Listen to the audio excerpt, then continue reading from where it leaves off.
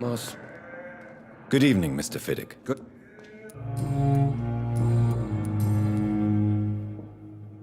Is there anything else? Really? Unfortunately, you are not the only person who needs help. And complaining about it won't do you any good. Well, perhaps you're right, Dr. Reed. I'm sure if me missus was still alive, she wouldn't be happy with me going on like this. Goodbye for now, Mr. Fiddick. I'll see you later. My sweet girl. Reads me like a book. I'll never...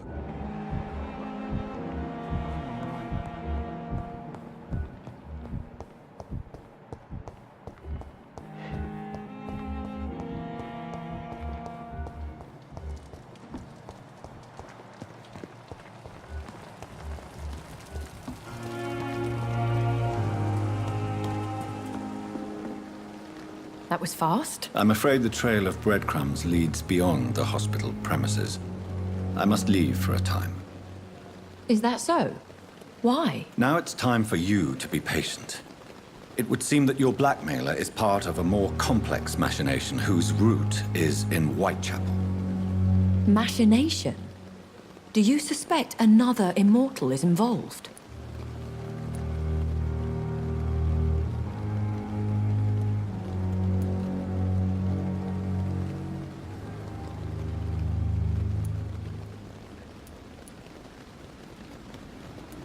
I have no idea, but I'm certain to know more when I return from Whitechapel.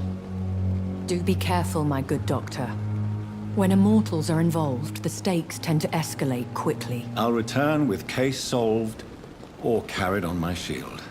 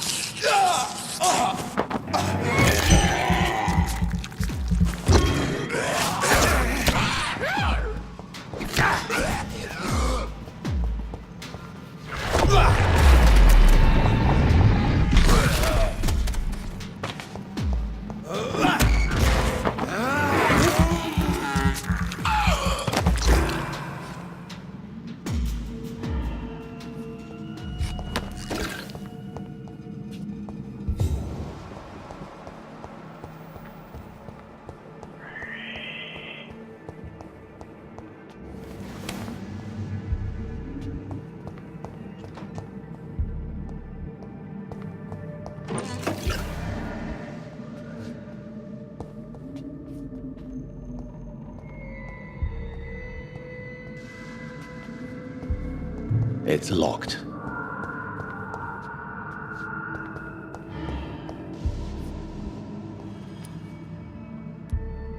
Traces of a pinkish foam at the corner of the lips. Some sort of drug overdose, perhaps? The chest was originally opened to perform the operation. The sutures are clean, but the chest has been reopened. Multiple abrasions and scarring on the arms and legs. Old and distinctive injuries of a sailor or a fisherman. A puncture over the left lung, possibly a chest tube insertion. Not the cleanest work, but I think it was successful. Signs of internal bleeding. So, Dr. Tippett's anesthetics were incorrectly dosed, causing the patient's death.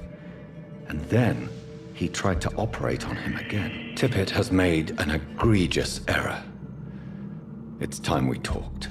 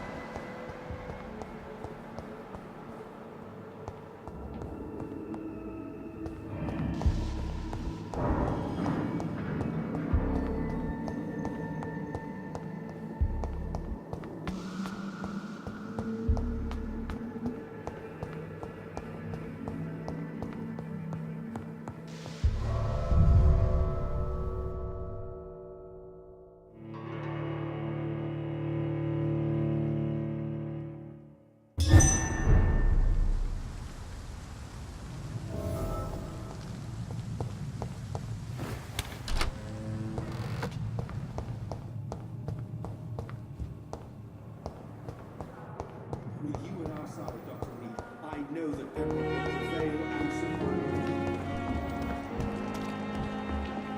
is no time to celebrate. It is the last thing I do. Good evening, Nurse Brannigan. Good evening, Doctor.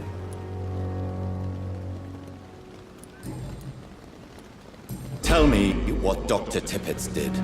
I know his mistake caused a patient's death. If I had not covered up his error, Dr. Tippets would have been fired from this hospital. I could not let that happen. You can't allow your emotions to dictate your conduct concerning patients, Nurse Brannigan. Look around you, Dr. Reed.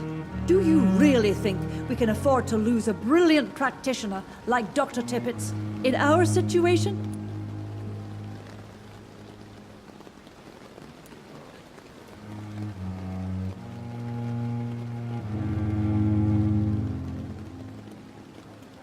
Perhaps you did it with the best intentions, Nurse Brannigan, but you took a great risk. Must I remind you that a man died? You mean you've never made a mistake? Never covered your tracks? Come on, Doctor. I wasn't born yesterday. Goodbye, Nurse. Call me if you need assistance.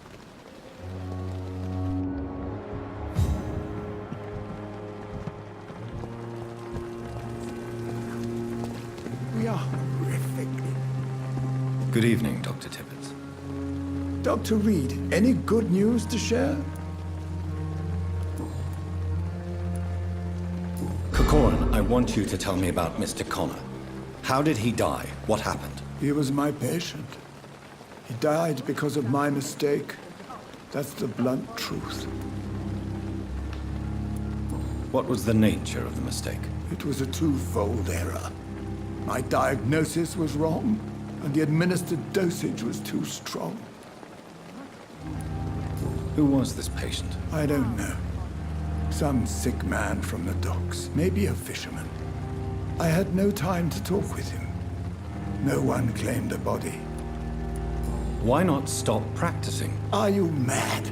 I killed that man, I admit it, and it won't happen again. I have saved so many lives since then.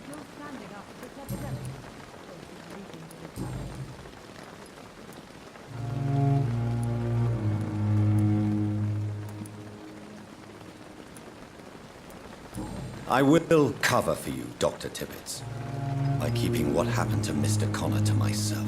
I don't know what to say, actually. I can't exactly force you to become my accomplice. You didn't force me. This is my decision to make. I believe you're still of use to the hospital, considering the situation. Then I can make you this promise. As soon as the epidemic is eradicated, I will resign. Goodbye, Dr. Tippets. Good evening, Nurse. Goodbye, Nurse. Another night. Surely I can endure another night.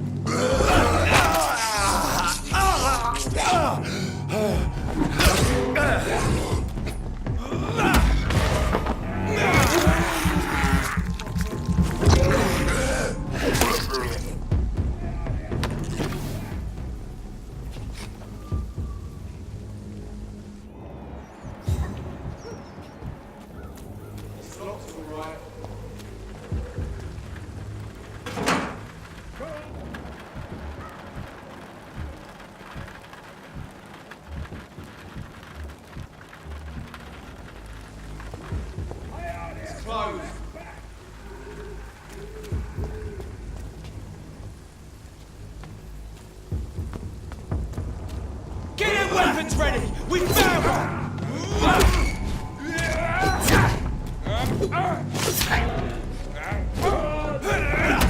It's on him! It's on him!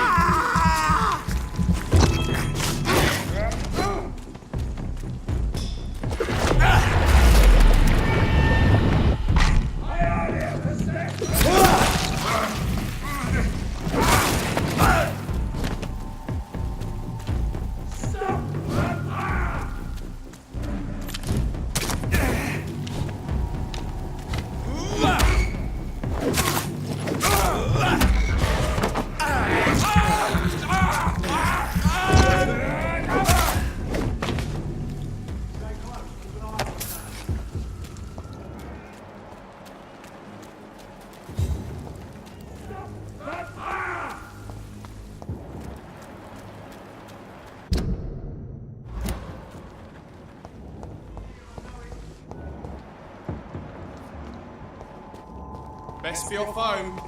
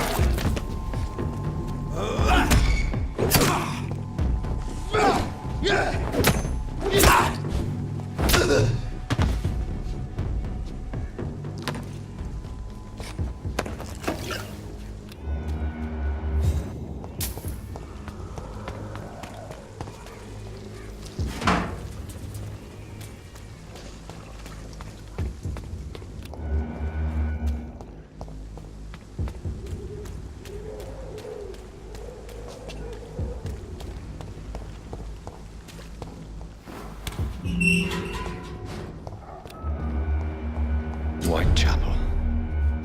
This neighborhood is linked somehow to the kind Lady Ashbury's blackmail. First, let's find this Petrescu fellow.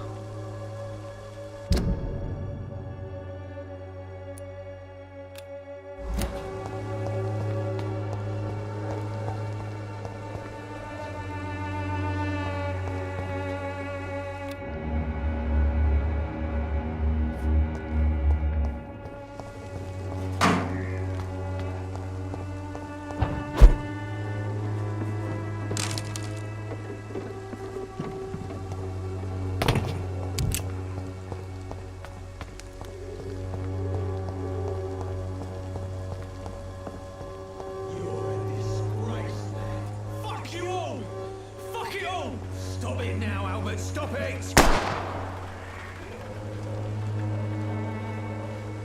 Me? I'll not die in some stinking alley reeking worse than a week-old lavvy.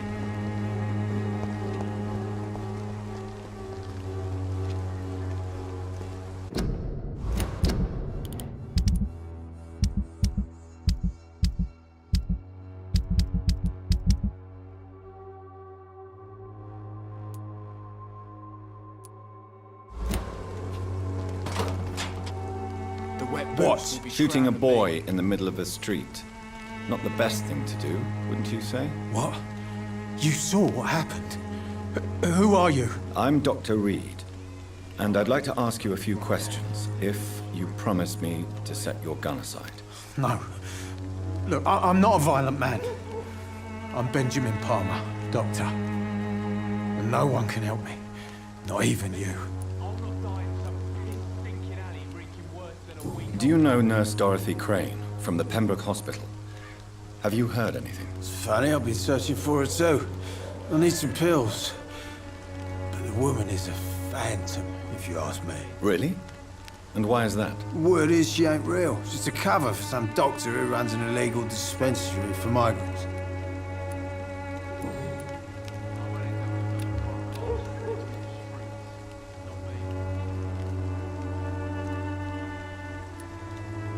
What can you tell me about this place? Nothing to say, really. This is where I used to live, and this is where I live now. You don't have anywhere to go? No Not since the death of my wife, Albert's mother. She was sick, you see. Long before the flu... You mean you used to have a better life? Perhaps you could focus for a moment and... I'm sick, broke, and my son just stole my pills.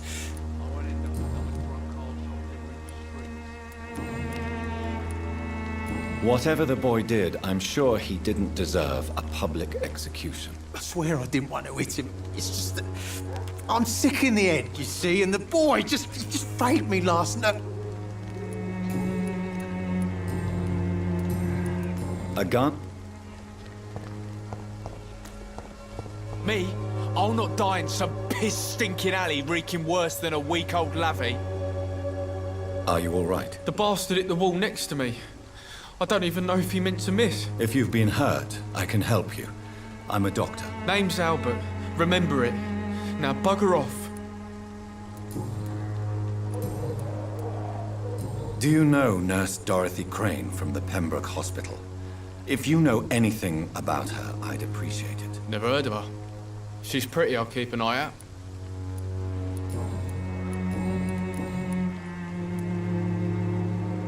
What happened?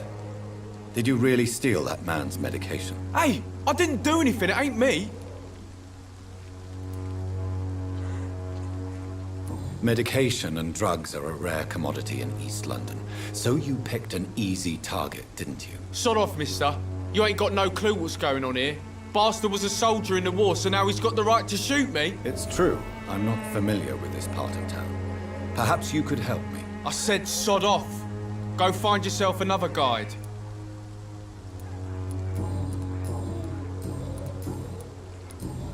Goodbye, young... I won't end up another drunk arsehole littering the streets. Not me.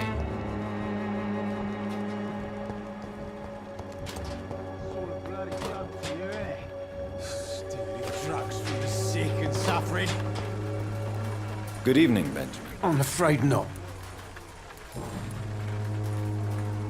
What is it, Benjamin? It was the war, wasn't it? Your nerves are shot, aren't they? I need some answers, Private. From one soldier to another. The doctors called me a liar. A coward. Put me in a straitjacket, locked me up. Finally, they sent me back to the front lines with a handful of tablets.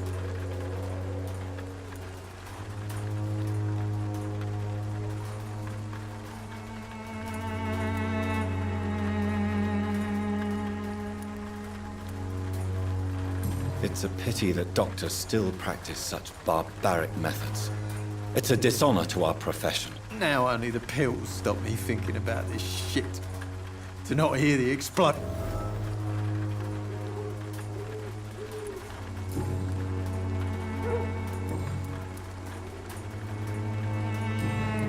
A gun, alcohol...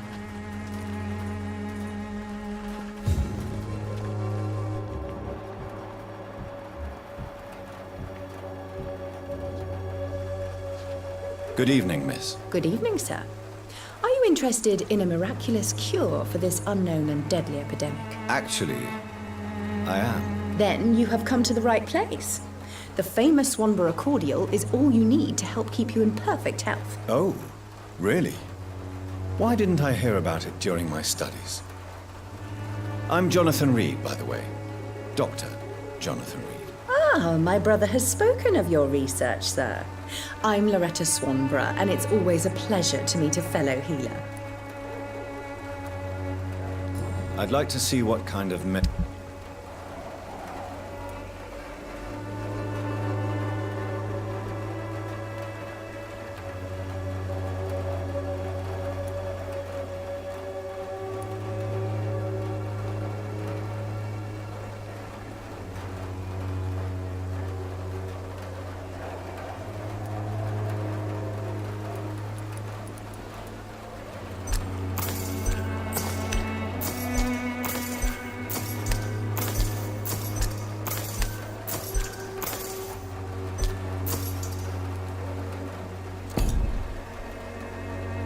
Goody.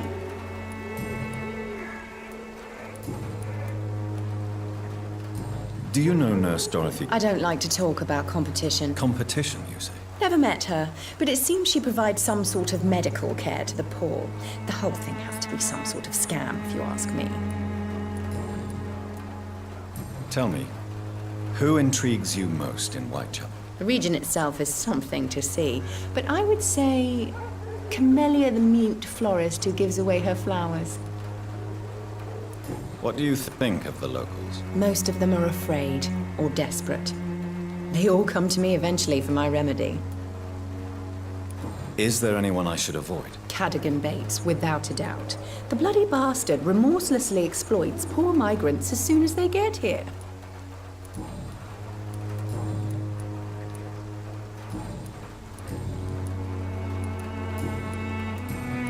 Goodbye, Miss.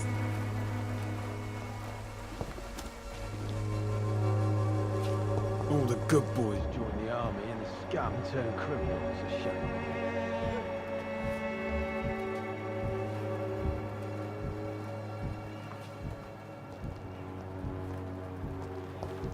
I could get some work.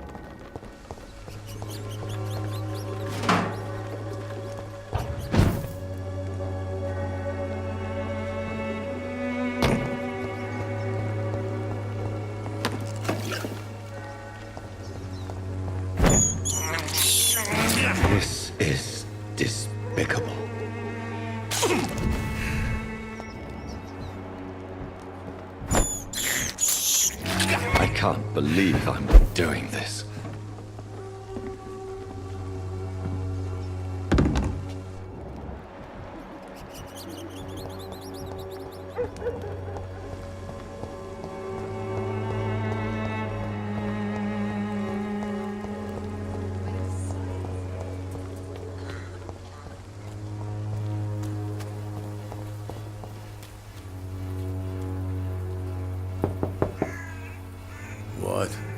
What do you want?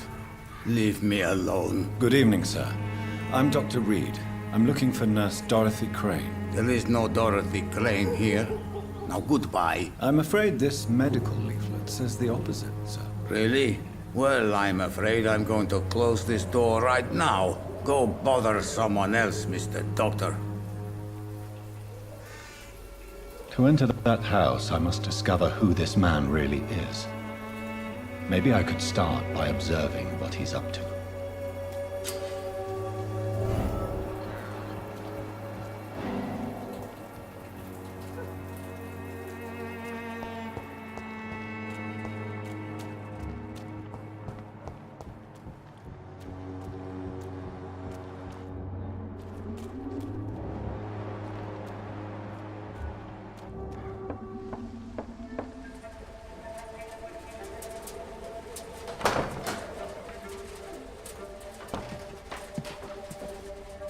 A strange man was at the door with a pass for our medical facility. I refused him entry. Darius, how could you know he didn't need our help? His clothes were too finely tailored to be for Whitechapel. Perhaps just a friend of that stray poet who is always about. Richard Nithercott? No, not of the same cloth, this man. I suspect some machination from that journalist. Clayton Darby. Is he still asking questions? Yes. I saw him drifting around St. Mary's Church. I swear he is tracking me just downwind.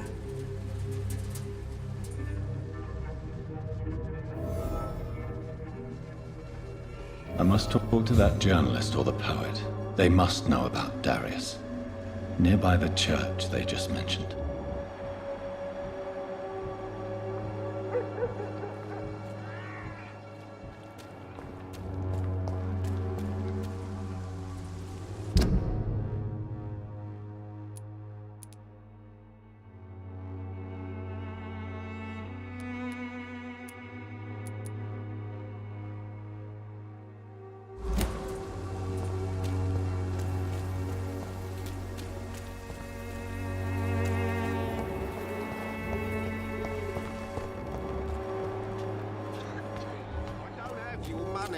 Come on, Barrett, you know the game. You pay for peace of mind.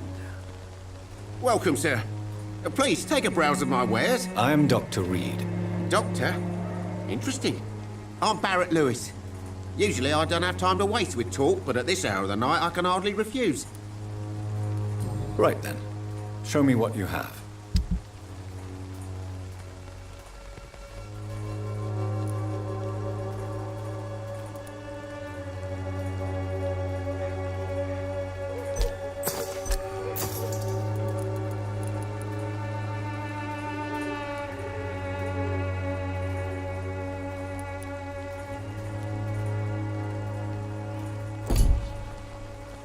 Fancy You never... Have you heard of a... Nurse Crane. So the bitch really is a nurse, then? Oh, Yes, she's a nurse, and quite a good one. What did she do to gain such notoriety? Dorothy Crane ain't even a real name. Something like Dorothea Craniu. Something like that. Came to England fleeing the war, I was told. That doesn't explain why she irritates you so much. Your precious Nurse Crane gives away medical supplies and prescriptions for free. I offered to sell it for a fair cut, but no. Miss Crane wanted to play the quiet saint.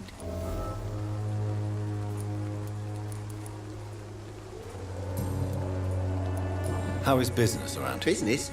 I have no business. I see. Sounds like you blame someone in... It's no secret Joe Peterson spends his time harassing merchants. As a merchant, you see Whitechapel every day. Have you noticed anything out of the ordinary recently? Well, you mean besides the epidemic, Violence is increasing. Yeah. A few nights ago, Where did this happen? in the closed workshops nearby. I worked there as an apprentice in better days. Now I only go to find trinkets or tools. Too bad I was mugged, though. There was good money in that little box of loot I lost. Have you been hurt? No, but that's only because I ran like hell. Those men were raving lunatics, I tell you. Not even able to speak any...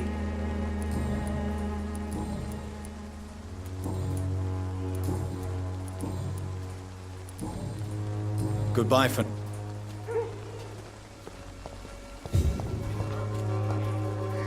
Excuse me, sir. I have a few... Another journalist? I didn't answer the first one, so... I'm not a journalist, I'm a doctor. A doctor, you say? It's quite a rare breed. Really? But still, here I am. Dr. Jonathan Reed, at your service. I'm Joe Peterson to some, but Colossus Joe to most. And I... Have you heard of a nurse named Dorothy Crane? Dorothy Crane? Yeah, I know her. One of the few good souls who dare to help the sick around here. Could you please tell me more about her? She's a nice girl. Tries to help the migrants. I offered to give her a hand, but she said my reputation would attract too much attention.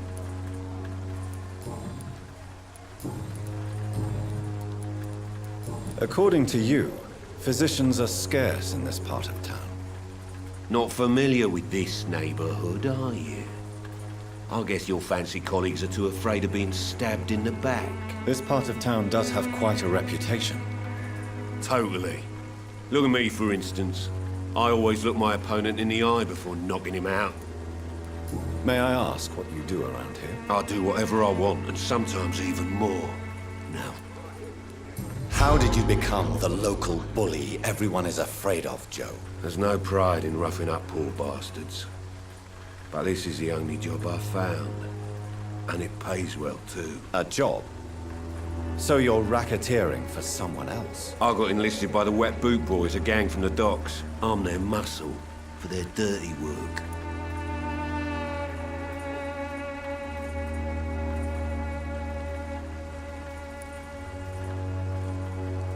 Most people don't become thugs when unemployed. This is a choice you made. I don't care what you think, sir. I do what I have to do for my own reasons, and that's that. I'm not sure Mr. Lewis would agree with your by all means necessary philosophy, sir. Oh, do you really think he's the poor victim here? Barrett can be as sneaky as anyone. Long ago, I even called the bastard my best friend.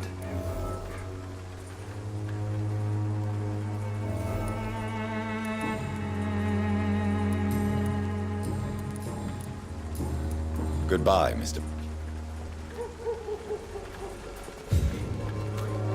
I should never have taken up my... Fancy... You never...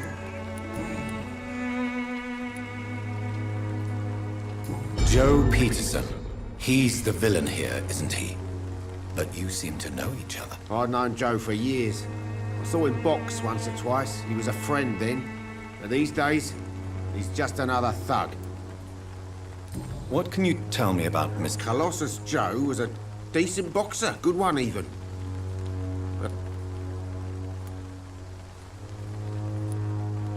Without making excuses for him, it's safe to say that despair can poison even the sanest mind. we've all had some rough times, ain't we? But most of us don't use our fists to see us through. And no one has ever stood up to this thug. Nobody would be fool enough to stand against the Wet Boot Boy. Goodbye.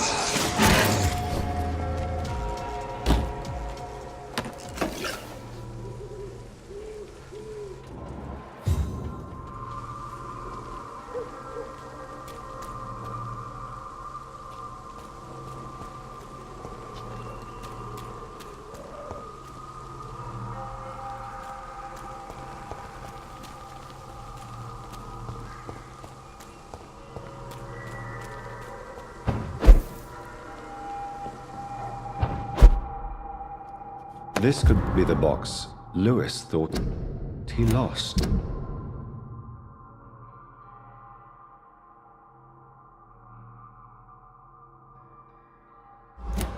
A love letter from Joe Peterson's wife, addressed to Barrett Lewis. Who should I give it to, I wonder?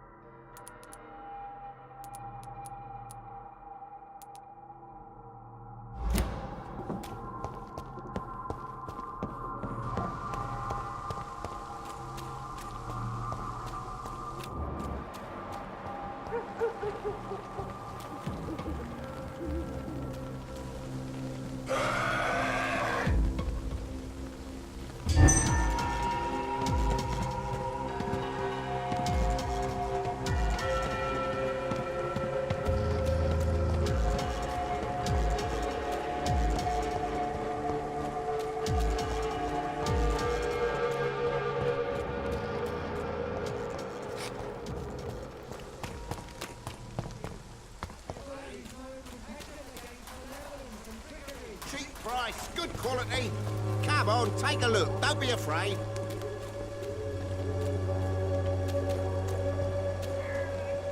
Fancy buying something, sir? You never lose your focus.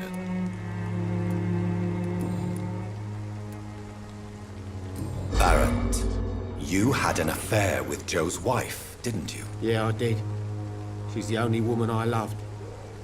My first regret is that she stayed with Joe after Harry was born. The second is I never shed a tear when she died.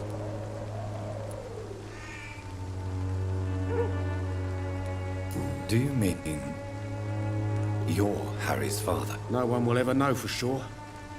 And it's better that way. And I don't believe I'd have been all that bad as a dad. Did you ever try talking to Joe? Never.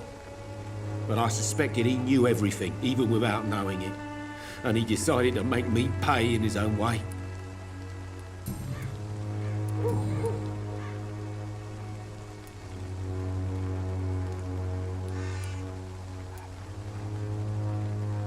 Goodbye for now, Mr.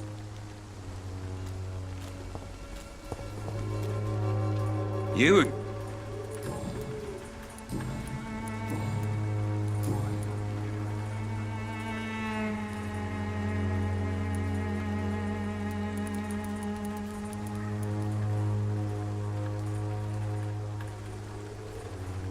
I think the documents in this box could be of some interest to you. Really?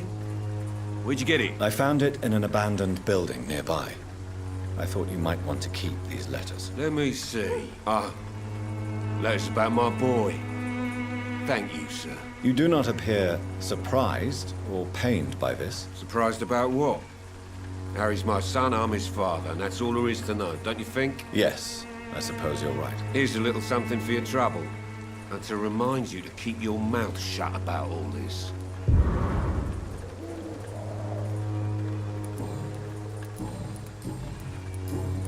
Goodbye.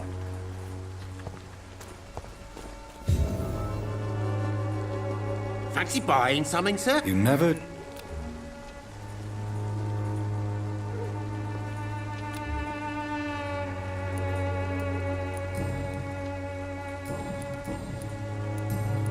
Goodbye for now.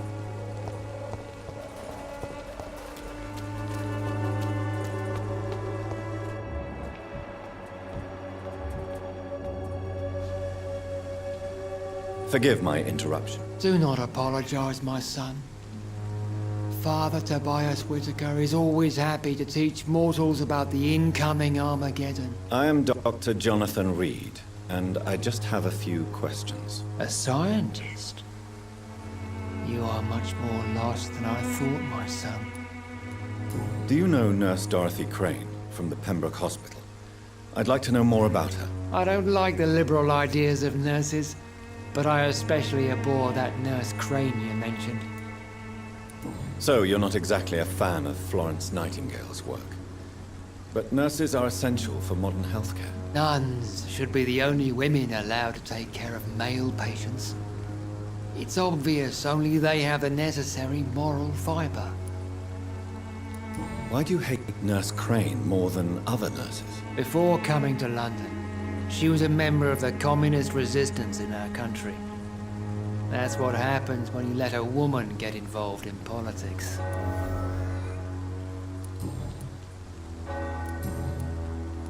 What do you mean when you say that I am more lost than you thought? All scientists are entangled in a world of causes and consequences, and most of them can't see the plain truth. Quite a judgmental opinion, if you ask me.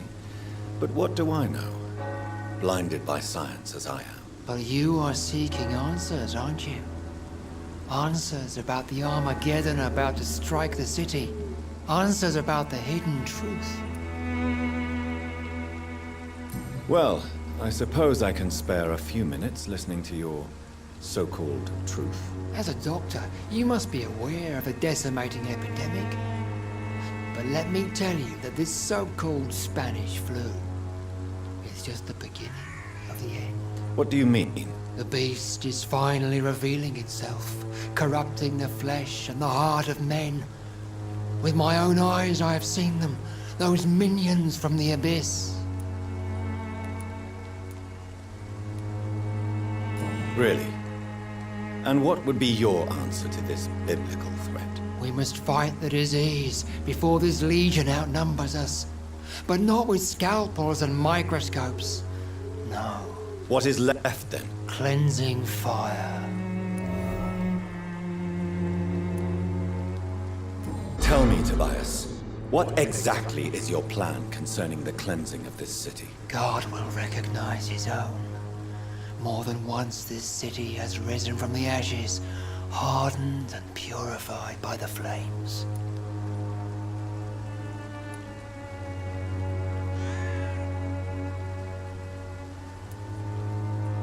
Purification by fire has proved useful, but where do you stop? Burn the clothes? The buildings? The corpses? Worse? Your lack of faith is predictable. But my task is to convince rational minds like yours to see the light. This is God's will. You're mad and dangerous. You're nothing but a soulless butcher. A small-time Torquemada. The Savonarola of Whitechapel. My son, if you think salvation is a free gift, go listen to the lies of that pompous fool, Joseph. Joseph, a fool? Vicar Larrabee of St. Mary's Church. While he continues preaching his fraudulent redemption, more and more people die in the streets.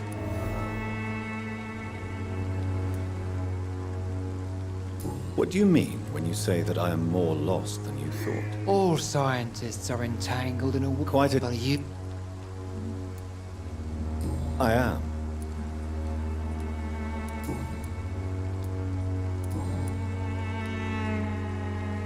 Have you any friends? Any family left in these terrible times? No. But I have a disciple I see as my son. He is so devoted. I sent him to preach the good word in the heart of this...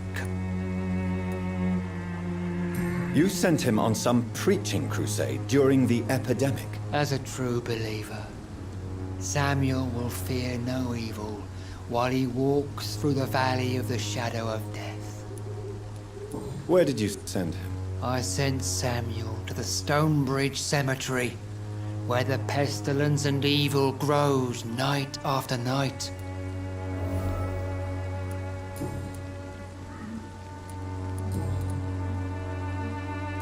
I have heard enough.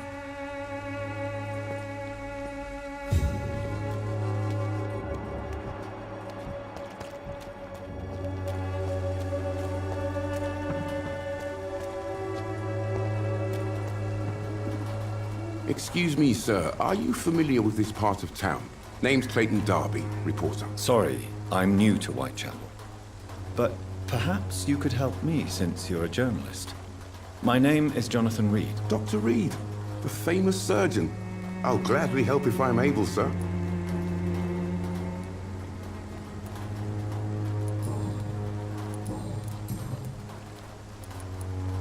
What is a journalist doing in this borough after sunset? He goes where none of his colleagues would dare to go, to inform the country. So you risk your life to reveal the truth. I saw many reporters do the same during the war. Whitechapel is the crucible of so many untold stories and tragedies. I want people to know them. That's quite honorable of you. But is the public interested? Not at all, sir. And that's why I'm an independent journalist, hoping to sell some stories. Have you any idea of the danger you face in these streets at night? I've had to run and hide more than once from frenzied mobs incensed by the fever. Do you think the flu is really responsible for this, Doctor?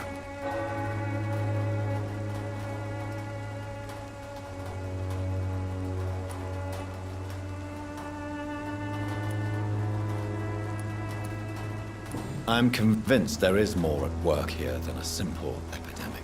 Really? To be honest, I could say the same. Some of the sick I saw or heard of. My God, what happened to them? Why are the newspapers keeping silent about the Spanish influenza? It's as though none of you care. There's a war going on. People shouldn't be demoralized by news of deadly diseases.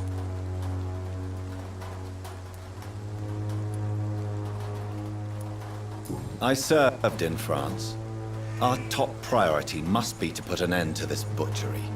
This war must stop now. Sir, streets are a battlefield too. An invisible and untold war is going on, and it must be stopped.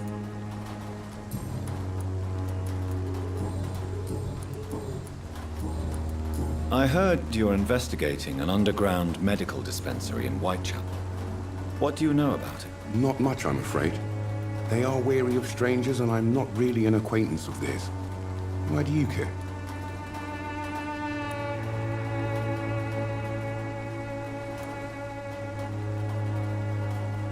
It's confidential.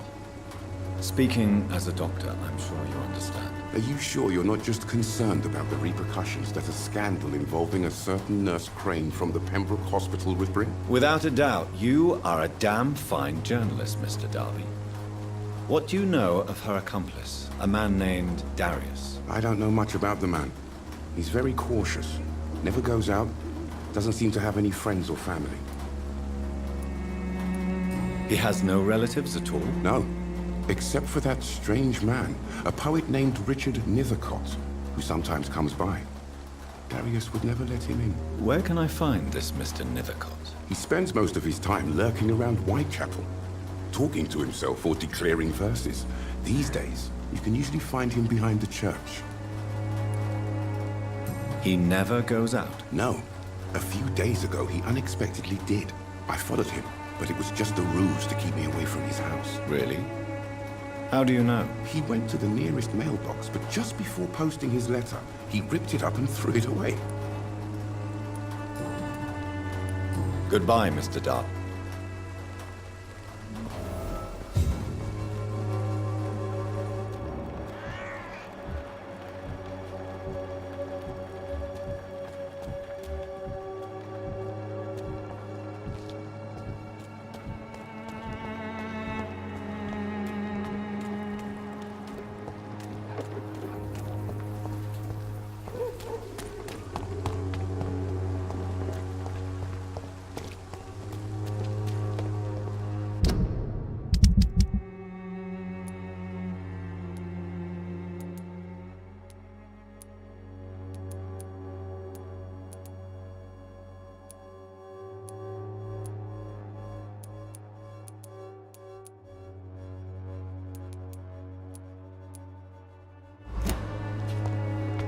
The walls of your home will not protect you, for there is no protection against malevolence and trickery.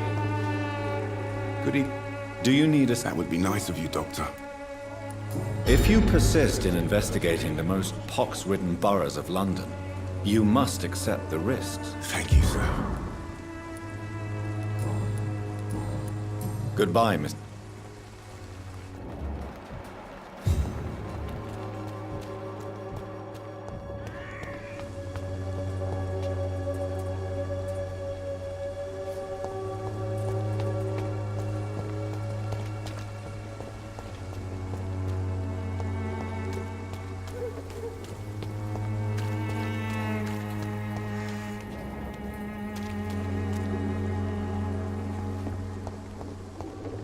It's locked, all right.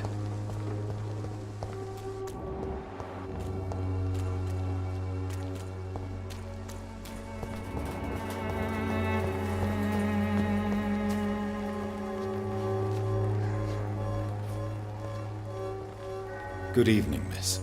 I'm Dr. Reed. I'd like to ask you a few questions. I know what you're thinking. A tall stranger who meets a girl in the street at night. It reeks of the penny dreadfuls. But I mean you no harm, truly.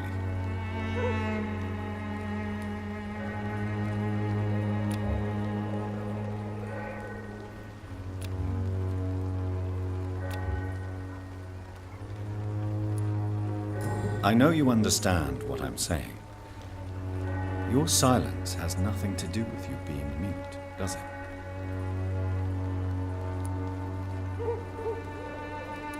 Very well.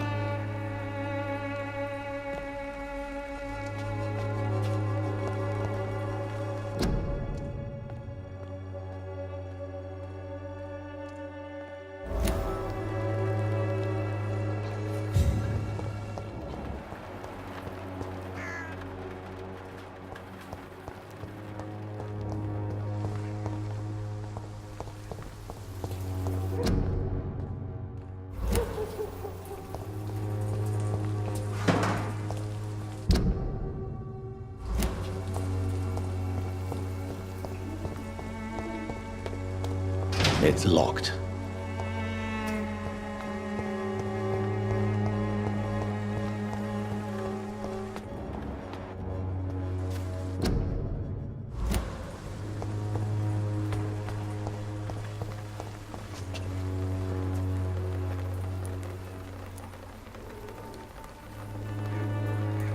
Melia, I know you work for Dorothy Crane. Please tell me about her secret dispensary. A stubborn and mute comrade. Nurse Crane and Darius Petrescu have been clever. Very well.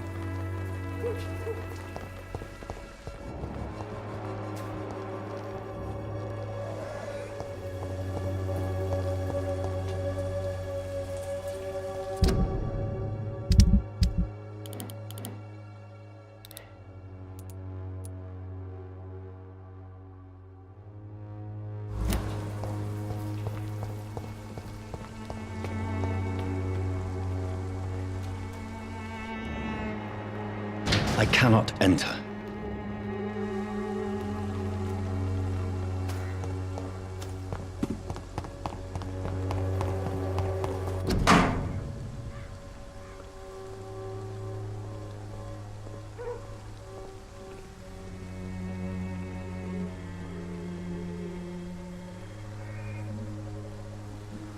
The content of Darius' letter to his children could give me more leverage to enter.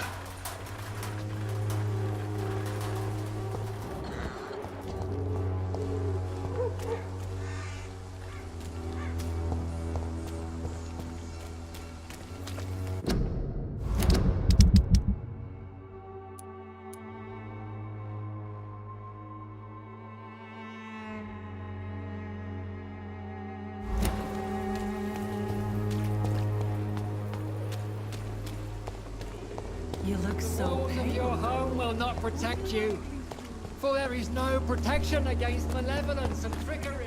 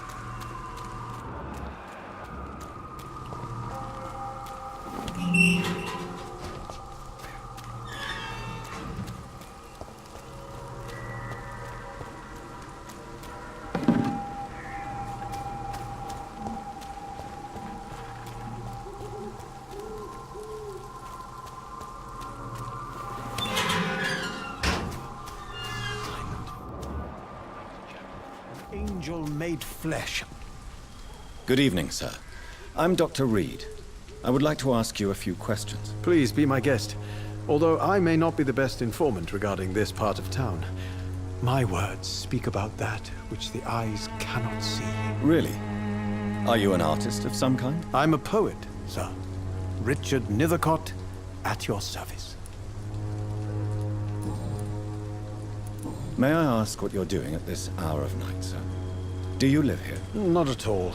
I'm just enjoying the pleasure of a quiet walk. Though night talks are always preferable, if you ask me. Especially with strangers. But are you not afraid of the epidemic? Oh, why should I? I see some equity in the Spanish flu.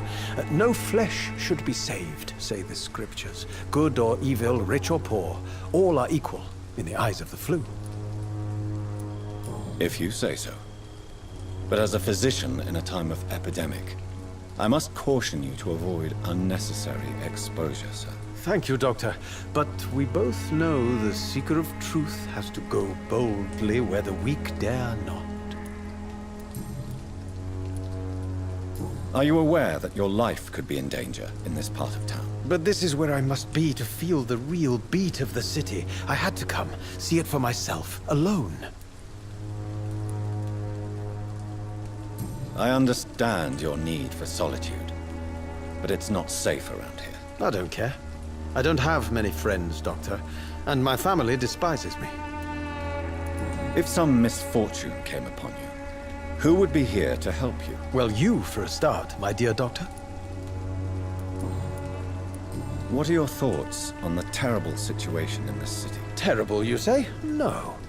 Of course, the death of so many innocents is a tragedy, but the scourge has not been all bad for the city. Oh, no, sir. What are you talking about? Do you remember London before the flu? Noisy, cacophonic, quiet nowhere to be found. And now, listen to this oddly peaceful silence.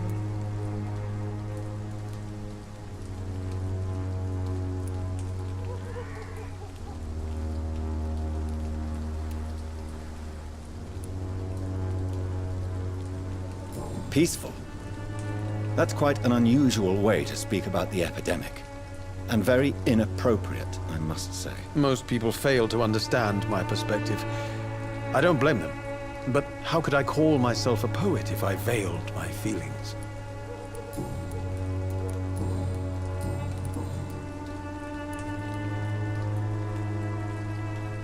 Tell me, Mr. Nethercott, why seek inspiration in Whitechapel? The place is not beautiful per se, but how to explain it? Stirring and challenging. In what way, exactly? The struggle by gaslight, the barren smiles and the added hunger under the rain. If you say so. Such vibrant antagonism and vivid paradox, the stripped humanity raged across each street. Vivid, of course, yes. And what about the poignant distress? Oh yes, the poignant distress. You see what I mean, don't you? That's what I want to write about, and that's what Whitechapel is made of. Do you not think it a little morbid? On the contrary, sir. Whitechapel is full of life, full of beauty. Just like my dear muse, the wonderful Camellia. What can you tell me about Camellia? Not much, and that's the beauty of it. She can't speak, you know. She's a locked mystery who exhales kindness and sweetness. Perhaps you're just afraid to find out the truth about your muse. One day, perhaps, I'll ask her to come with me. But will she still be my wild flower of Whitechapel if she moves uptown? And have you ever tried to learn more about her? Where she lives, how she survives, whom she may know? Maybe I prefer she remains an enigma. Reality can be so dull, don't you think?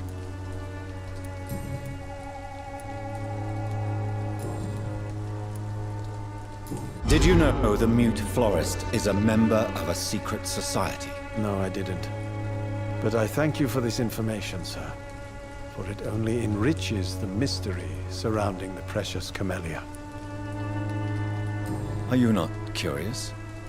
Is there not more you wish to know? That girl has not an ounce of malice in her. Whatever she may be hiding, it's certain to be for the benefit of most, if not all. Do you need medical attention, sir? It may be wise to let you prescribe me something. I don't feel like I should. I understand your appetite for words and macabre beauty, sir. But you should be more careful. The nutrition of my mind is more important than my physical health. But I appreciate your concern, sir. Did you know the mute florist is a member of a... No. I fear you are a hopeless romantic, Mr. Nethercott. Guilty as charged, Doctor.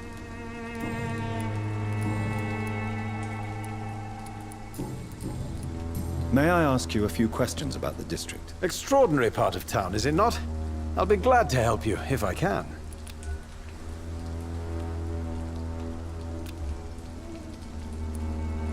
I'm looking for Dorothy Crane, a nurse who lives in this vicinity. Dorothy Crane.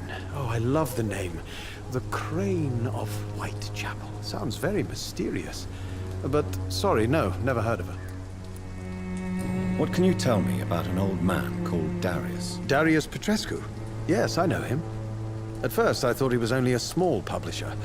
I invited him to publish my work, but his reaction was pretty clear. Not interested in your talent? Darius is an old political activist who takes delight in printing tracts and lampoons. Those communist activities only require mediocre writing skills.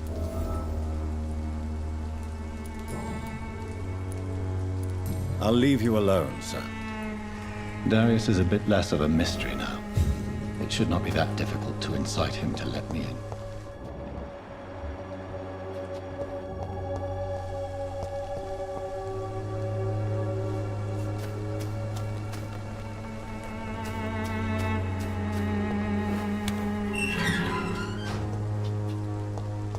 Some of us come to this world already touched by grace.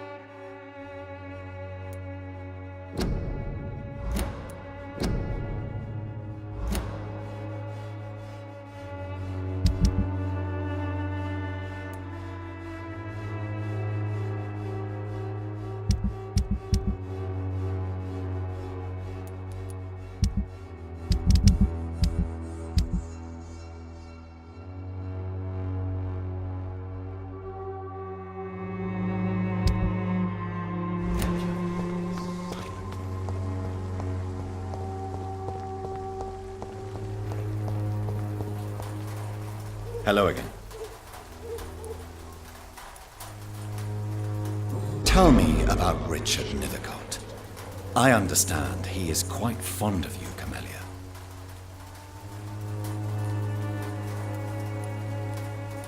Very well.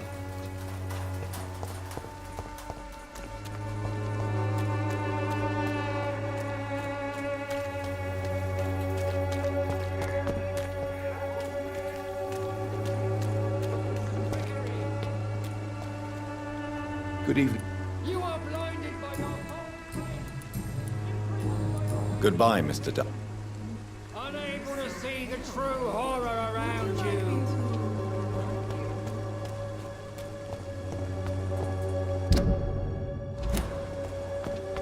We used to be neighbours, for Christ's sake. Not to give you another beating,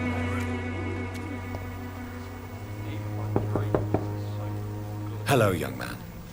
I'm Dr. Reed, and I would like to ask you a few questions. May I enter, please? Sorry, no, sir. My father does not like people entering our house, you see. Your father is worried about you, boy. He asked me to look for you. So my father actually worries about me then? Is there only pain and suffering in this world?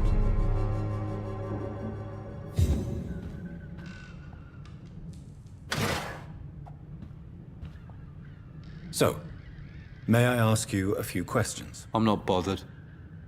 What could be worse? Goodbye, young man. Take care of yourself.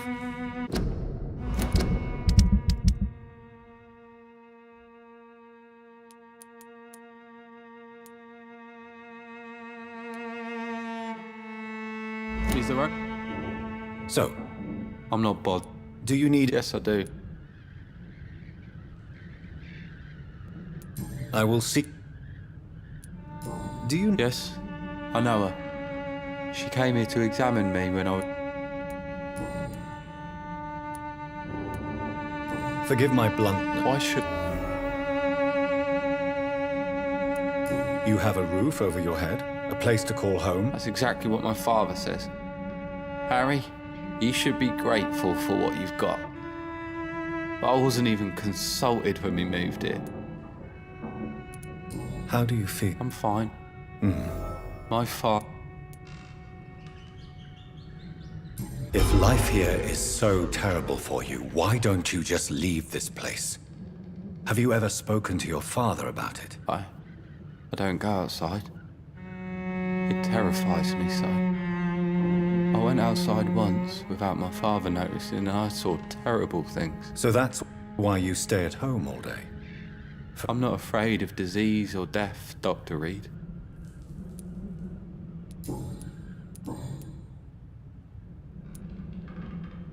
Your father and Mr. Lewis used to be good friends. What happened, Harry? I was young then. I don't remember Mr. Lewis ever coming back again after my mother died. Or was it after my father started bullying him? I don't know. Have you tried speaking to Mr. Lewis about it? I don't go out often, but yes. But you are not responsible for your father's actions. Am I not? Dad always says that he joined that gang for my safety.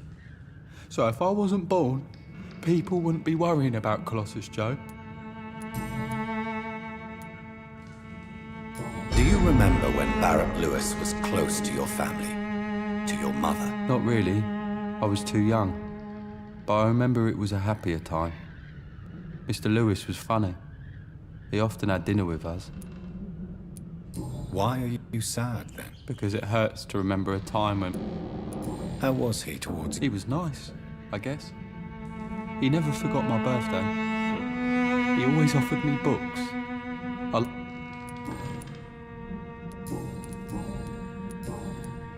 Good. Is there only pain and suffering?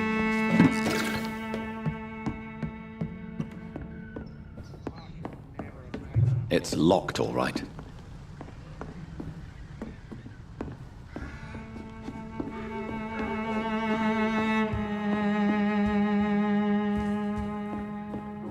Even my dreams are soaked with glue.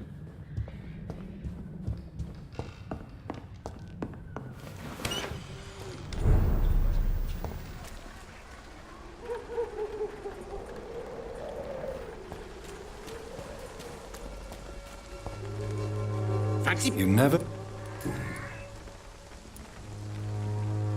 What do you know of Harry Peterson? The boy seems so fragile. Not like his father at all. Harry's a good boy, but he spends most of his time complaining. He's had it tough, all right, but he needs to grow a pair. What troubles him exactly? Well, despite being his father's son, almost everything, I think. He never wanted to come to Whitechapel in the first place. Hates this place more than most of us. Goodbye.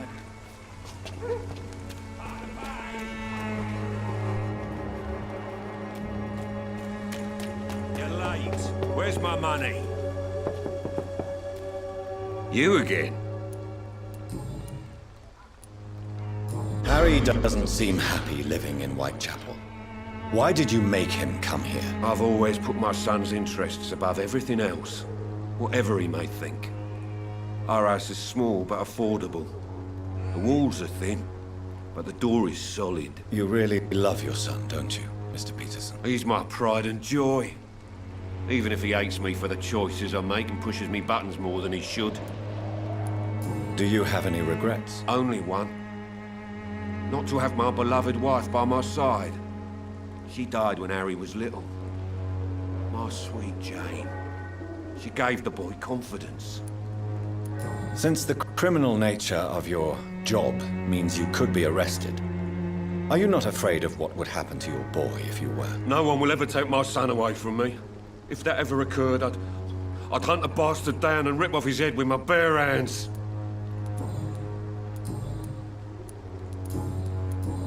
Goodbye, Mr. Peterson.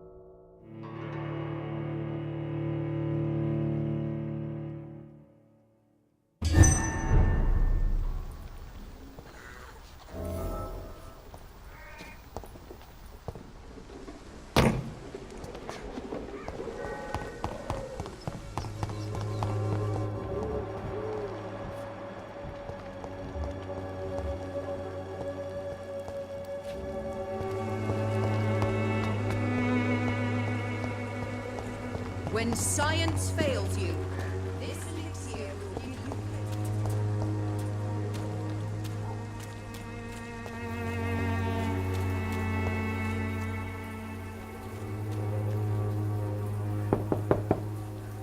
you Mr. Petrescu, just 1 minute, please. You again. Go away. Sir, wait. Stop this nonsense. I know Nurse Crane is here. Shall we speak man to man, you and I? All right. Speak up. Don't you see we're on the same side? We fight to help the poor, sick, and abandoned. I'm nothing like you, Mr. Doctor. Yes, you are. You too believe in providing medical care without charge. You know what we have to sacrifice to make the world a better place. I have to admit your words have conviction. All right, I'll let you see, Dorothea. Don't make me regret this, though.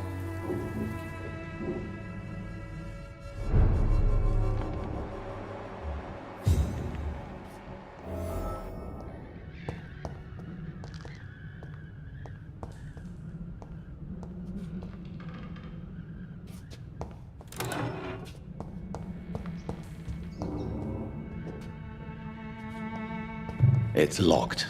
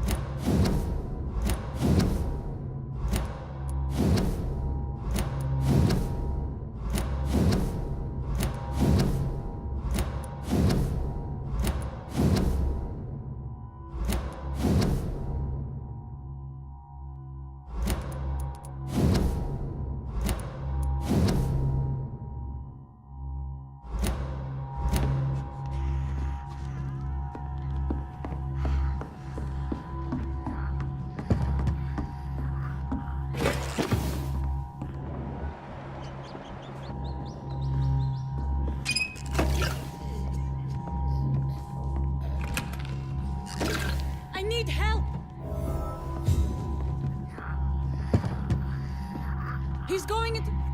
What do we have here, nurse? Patient Raz Van Vasily. High fever running on 3 days. Complaints of dizziness, muscle aches, and head pain. Diagnosed with influenza. Treatment? Aspirin and salicin for the fever and discomfort. Liquids for dehydration, but he's having trouble keeping even water down. Thank you, nurse. Anything else I should know? He did lose consciousness this morning, but he's never had convulsions like these.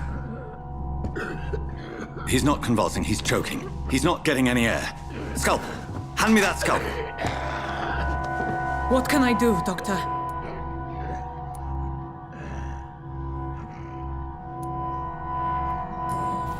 It's too dangerous to operate with these convulsions. Sedative, nurse. Do we have any anesthetics? I'm sorry, Doctor. None at all.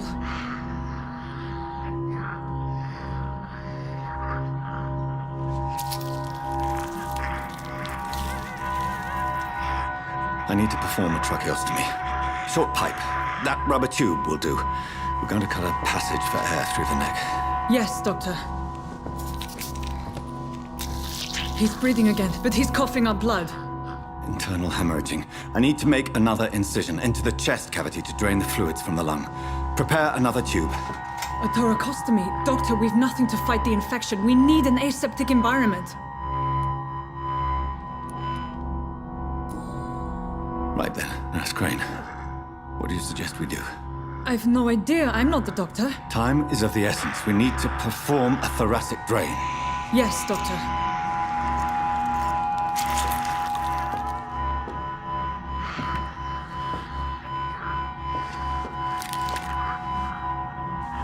He's still bleeding, Doctor. I'm losing his pulse. The drain must have punctured the intercostal artery. There's too much blood. Are you all right, Doctor? I can't see.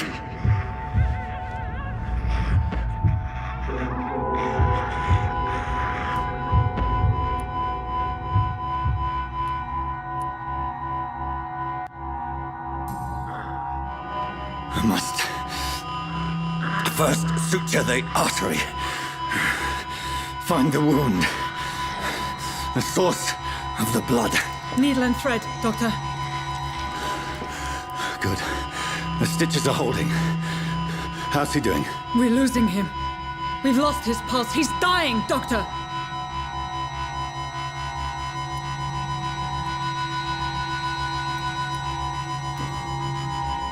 Cardiac massage, now. Cardiac... What? Are you making this up as you go along?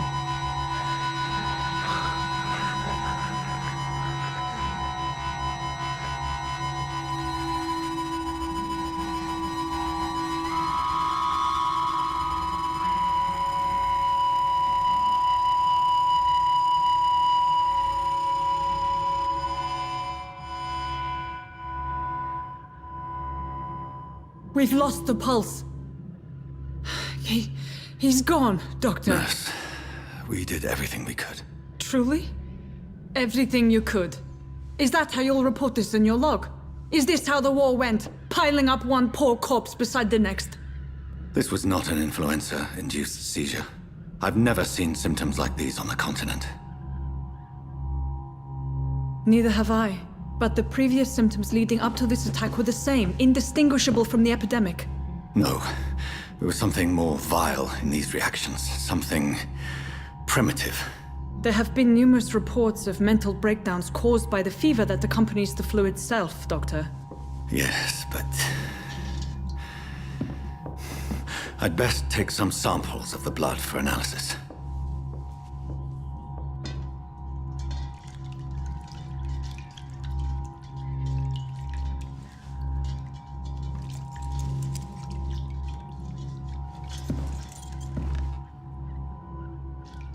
I doubt you're here to test my bedside manners.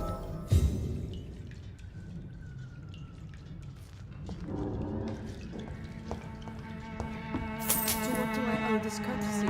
It's locked, all right.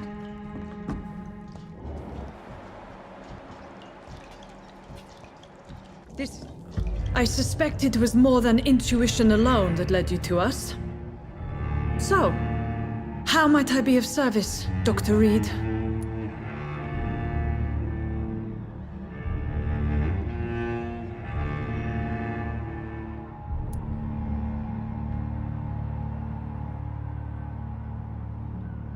I've come to put an end to this insufferable blackmailing, Dorothy. Doctor, you think your warnings scare me? I've stolen and plied, blackmailed and lied, but what else am I to do? I'm all these people have.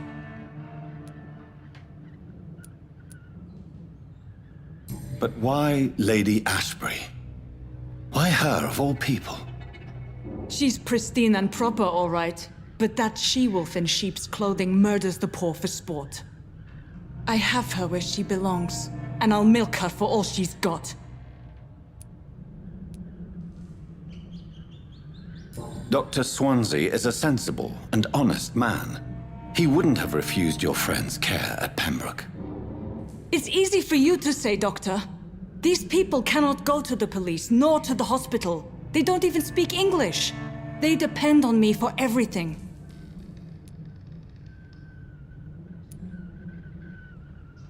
So, the end justifies the means. Is that your defense? I know you're kind, Doctor.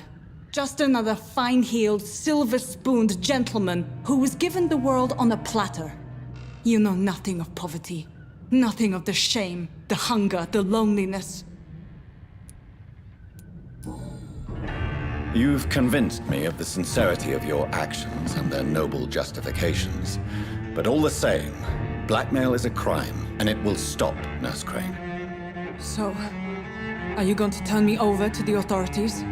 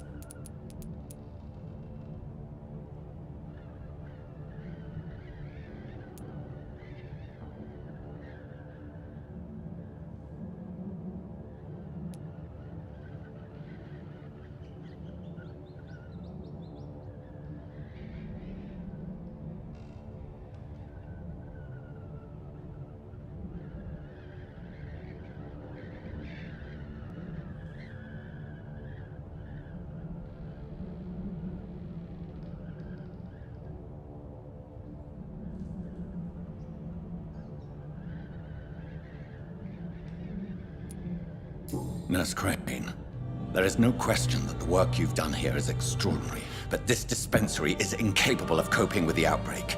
It's only a question of days before the situation at hand will overwhelm us. I cannot allow it. It's my duty to put an end to this immediately.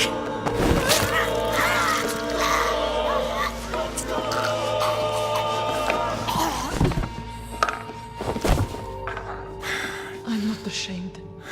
I did what was right. For in the end, I saved lives and you took them. But we had so much in common, Doctor. Don't you see that?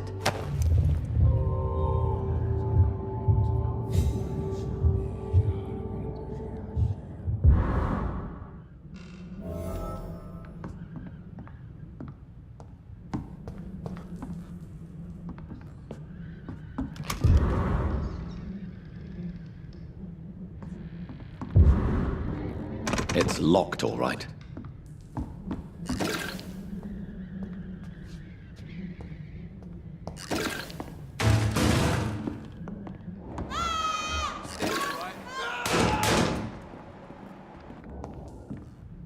Oh, this one stinks already.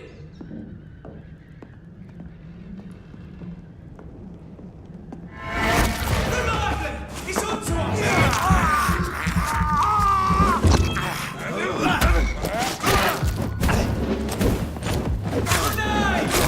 Bloody leech!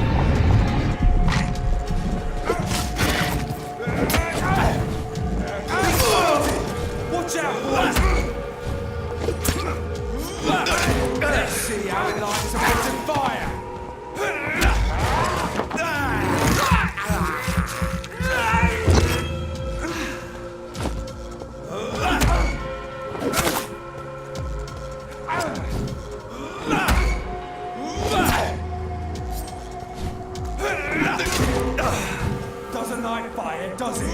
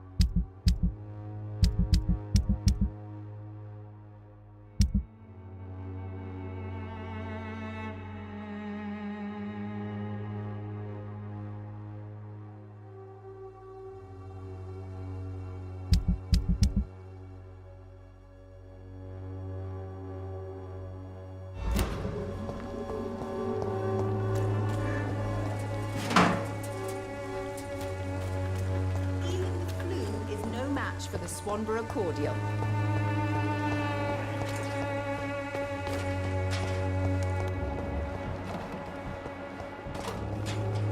Me, I'll not die in some piss-stinking alley drinking worse than a week-old lavvy.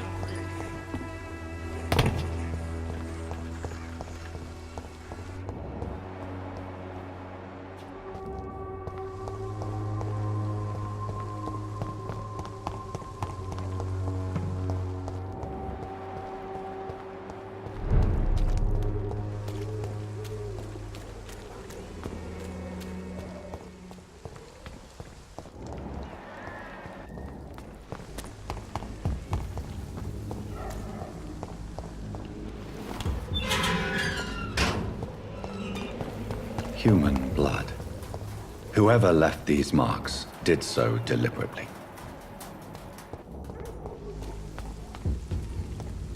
Kill it, boy! In a fucking grave!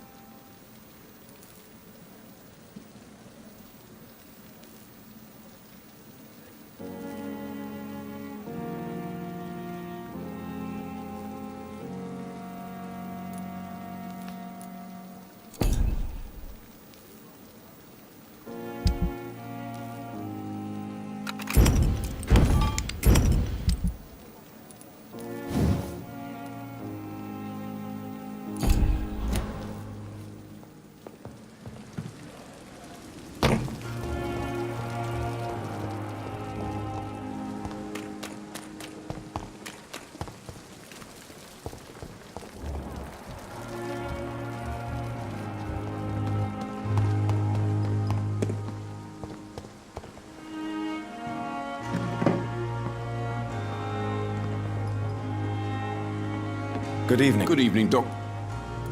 Wise choice.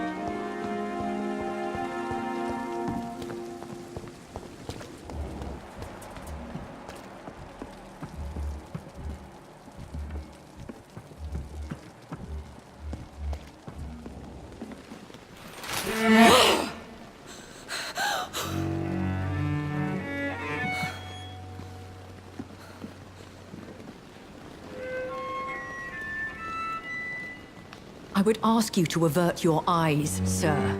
Or did you not know it was rude to stare? I knew it. Speak up, Dr. Reed. I like a man who speaks his mind.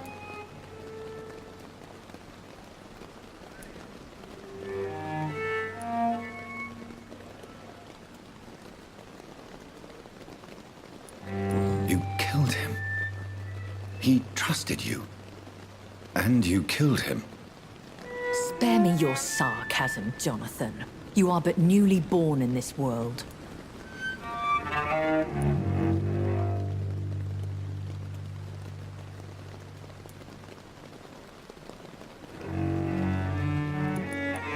So in the end, the accusation was true, wasn't it? The situation is somewhat awkward nonetheless. I have not been observed sustaining myself for many decades.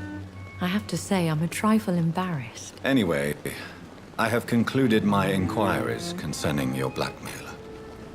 I see. Please excuse my agitated state. Under normal circumstances, I wouldn't let anyone see me in this condition. The case is closed, permanently. You will not be bothered anymore by the woman. And who was this woman? If you must know, she worked under my employ as Nurse Crane. But I'll wager that's not what will be written on her gravestone. You killed her. Is that what you consider discretion and diplomacy, Dr. Reed? I did what I thought was best, and acted accordingly. You will learn that trust is a rare and precious commodity in the Immortals world, my young doctor. And your actions have not induced me to offer you my support.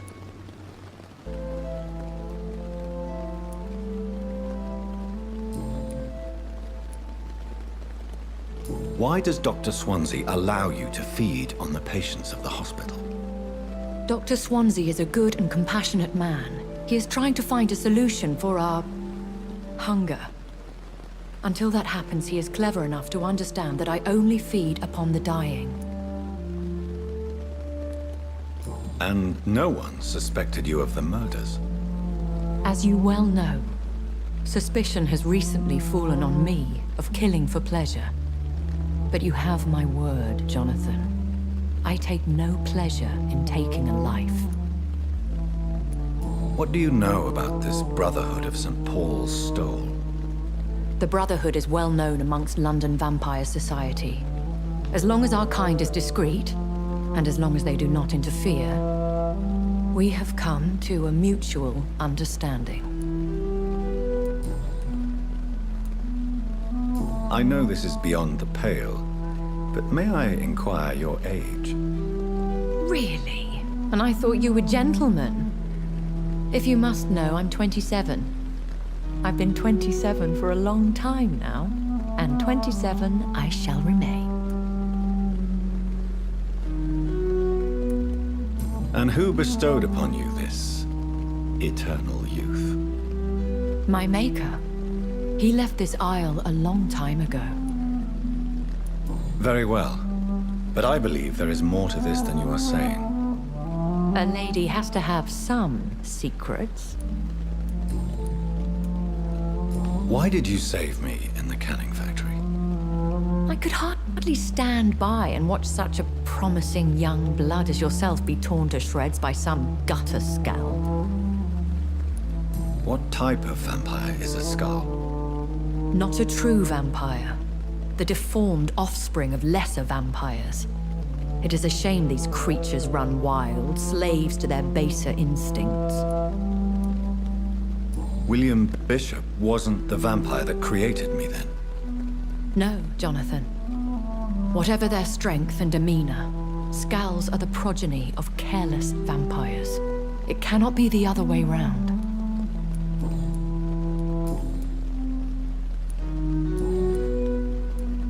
I've been away from London and England for 3 years.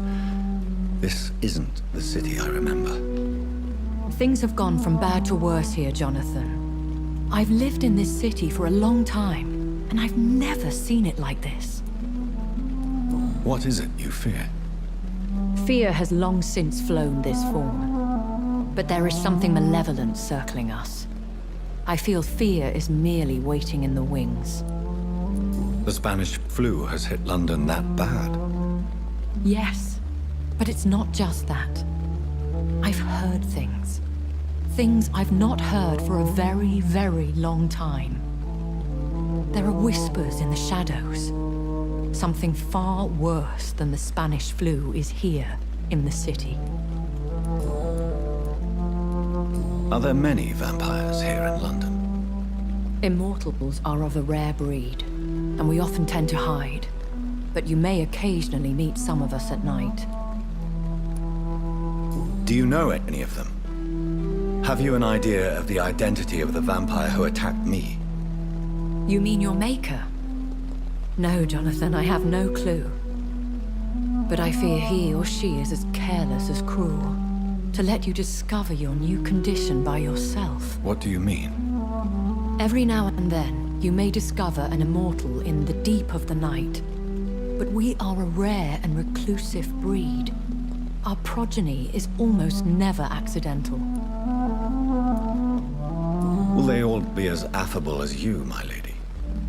I do not see why not. But remember, even the shark smiles before he bites. That sounds like a lesson from experience. Vampire politics are as intricate and sometimes tedious as a game of chess in a gentleman's club. I've learned from experience it is best to decline to play.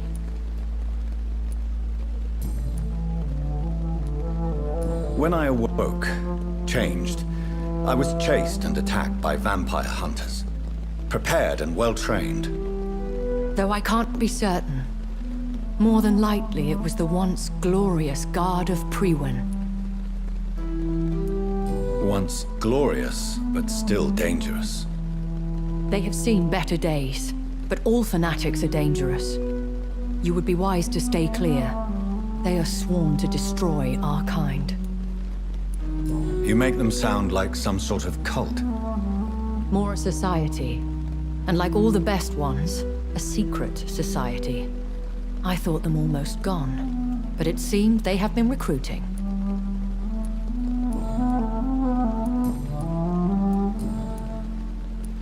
I've been hearing a voice talking in my head. Is this some kind of insanity? It feels like the voice of the vampire that created me. Hush. Tell no one this. It would be unwise to talk of such things amongst British immortals. Speak no more of your maker. How could this cause offense? Only the powerful immortals can mentally call to their progeny. No vampire or hunter will sleep easy, knowing that an unidentified elder is stalking the streets of London. Excuse my forwardness, but... are you my maker? Me? Goodness, no. Only a foolish immortal would create a progeny without taking precaution, and I'm no fool.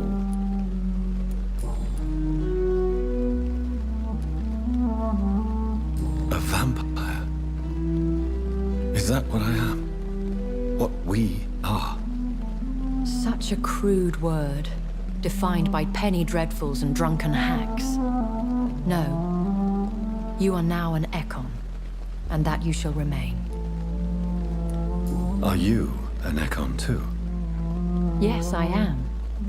We are the closest thing to what man refers to as vampires. Forget what you think you know about us. So we are Ekons. How can I identify us amongst other vampires? How to put it? All Ekon are vampires. But all vampires are not Ekon. We are but a branch of the immortal tree. I don't understand. Why was I created and then left for dead? That is a question only the one who made you can answer. It's not normal practice. I doubt even if you find him, he will answer you, considering how cruelly he treated you. So me being a vampire could have been a mistake. I very much doubt it, Jonathan. Contrary to the legends, it is not as simple to make another vampire by just biting someone. I'd like to avoid creating another vampire by mistake anyway. Tell me, how is it done? The process is dangerous. It could even kill your potential progeny. If you did decide to sire an offspring, they must drink of your blood, Jonathan. I bid you farewell, for now, my lady. I must quickly analyze the blood I took from Nurse Crane's patient. Perhaps I should have considered the offer from that Cadogan fellow. If only I were young again.